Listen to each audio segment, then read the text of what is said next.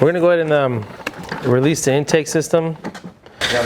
Rich already snapped this out of the way.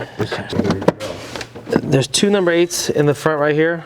Will this work? No, it won't. It's on the Torx bit. We're gonna go ahead and take. They don't come out all the way, but they loosen enough to where. That's going to come out a little differently Then they're right. You've got electrical back here that it has to go back first.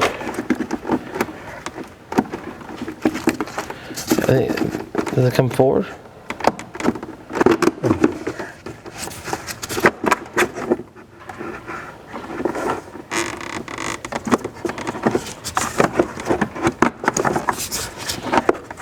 It actually isn't that bad. I expected to see it destroyed. Trying to get this guy out.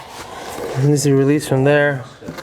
I think if I twist it enough, there he goes. We've got some work to do here. This is the dealership had to work on mine. I didn't know what they were doing. This is the air snorkel into the air intake box, and this part of it connects to the front. It's like an air duct to suck in air, cold air intake. Rich has got the intake out, the top half of the box out.